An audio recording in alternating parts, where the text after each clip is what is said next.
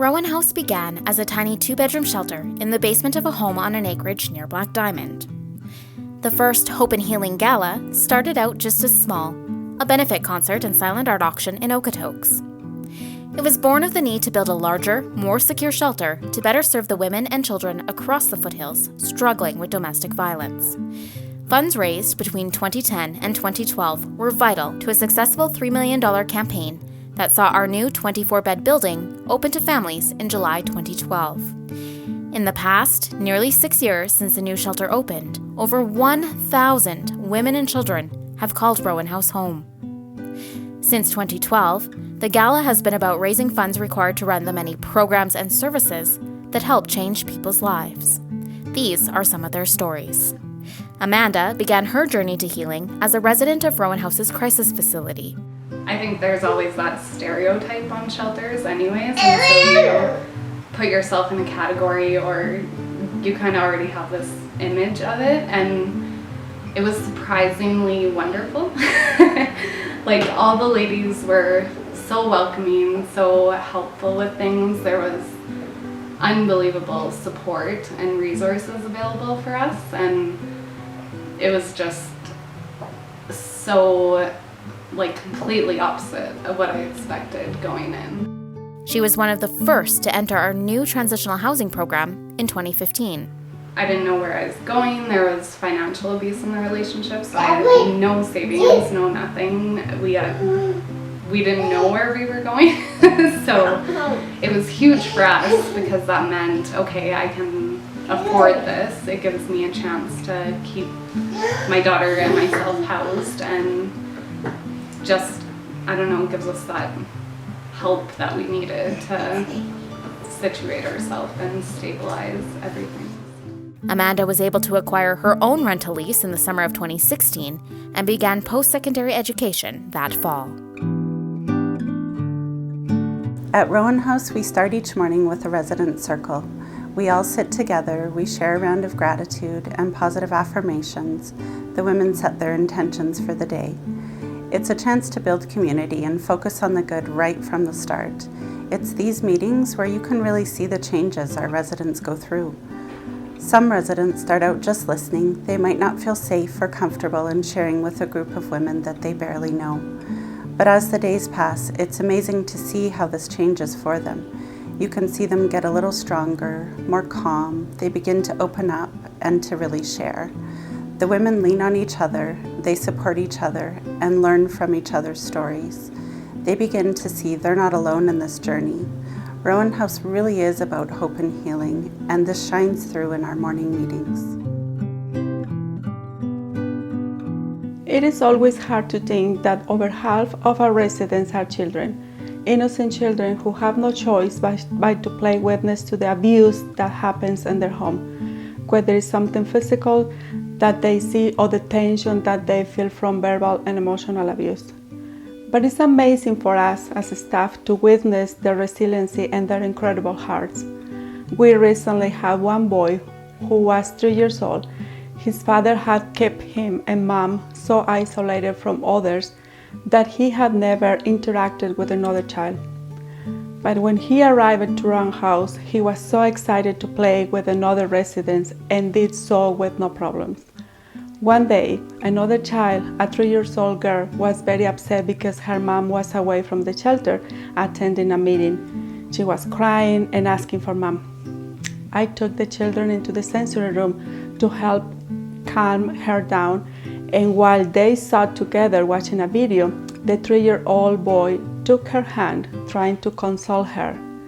They sat together hand in hand for quite some time. My heart just melted to see this young boy have so much empathy and compassion for another child, despite having little experience with others to draw on. It certainly gives me great hope that he will do well as they rebuild their lives once they leave Rowan House. I feel I have the best job in the world. I get to bring smiles to our residents through things like yoga and crafts and even ice cream sundaes. I remember this one time a volunteer came in to do a guided meditation for our residents. And there were 3 women who participated, and it really did the trick because 2 of the women actually fell asleep. Now imagine how incredible this would be for women who have so much on their mind that they're able to let go and feel safe enough to fall asleep at that moment. The volunteer felt the importance of this and snuck away so they could continue to nap. But nothing brings more happiness than when they find out about our monthly ice cream Sunday night. Even the adults get excited about a volunteer bringing ice cream with all the fixins.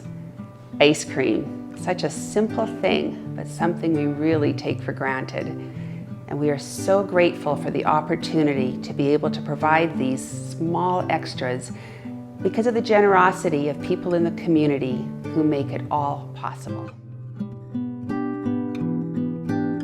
A couple of months ago, after finishing up the second of our 2 high school presentations to a classroom, one of the female students, who I noticed during both presentations was very engaged and taking lots of notes, approached me to tell me how thankful she was that this kind of healthy relationships programming was being offered to youth in high schools.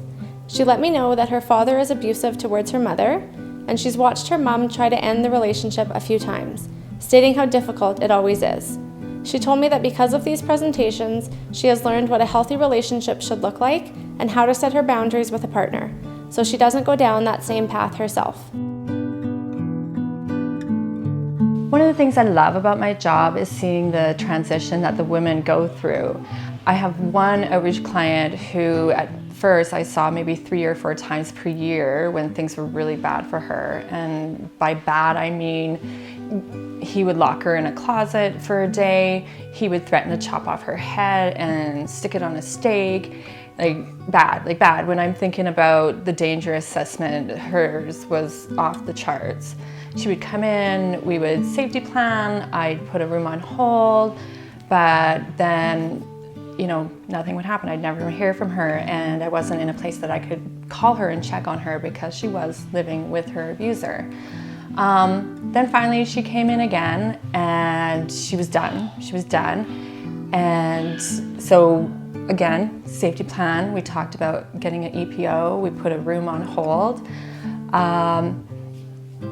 Next day I come into work and she's not here again. However, she called me a few days later and she persevered on her own. She had called victim services and asked for help and said, how can I do this? How can I get him out of the house?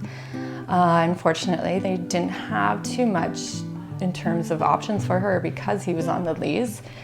And so from there, just kind of keep continuing to push, she went on and talked to RCMP and told them her story.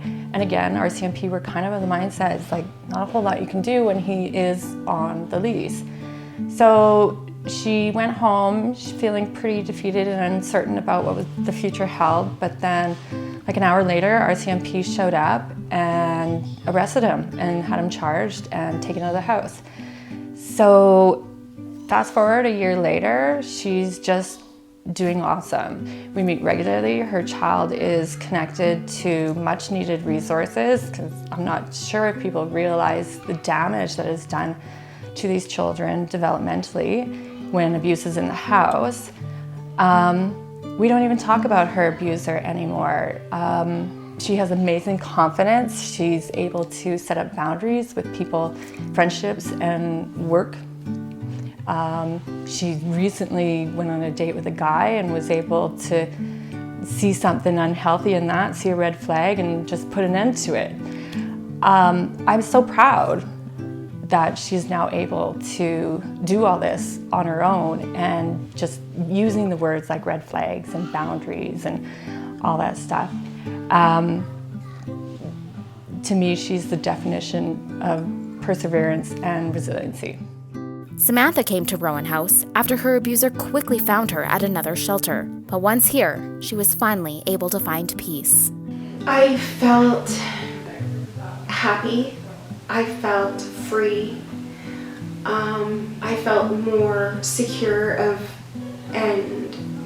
secure as to like what my next steps would be. I had so much support here all the time. And if one of the counselors didn't know an answer to a question, they would work hard to find out for me what I was asking.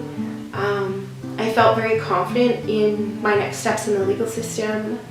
I felt confident that I'd be taken care of, like emotionally, like on the, wherever I was going next. Yeah. She says leaving her abuser was hard, but it was the best decision of her life.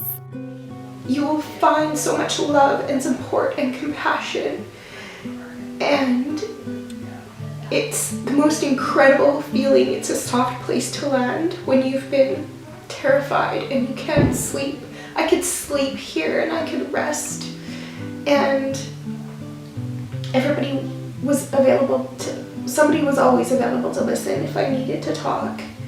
And although it was almost the hardest day of my life, the very moment I left, I felt free and happy, and I felt like myself again.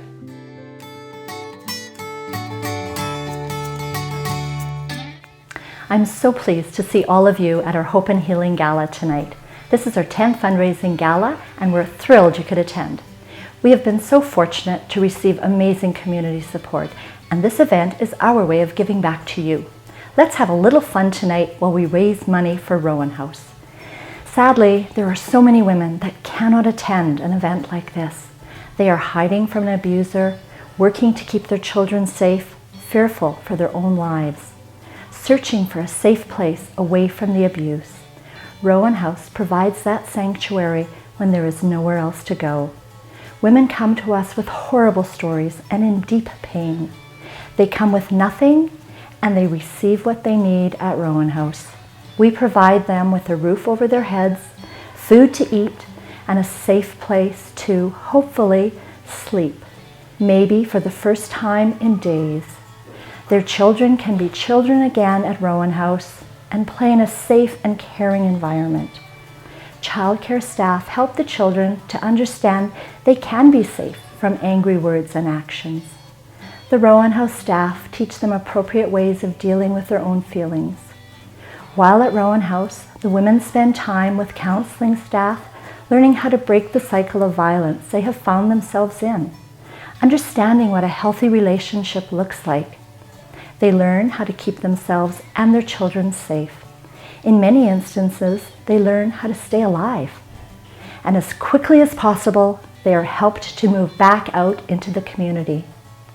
Rowan House is working on a new initiative, transitional housing, that will allow more women to move into safe and affordable housing with their children.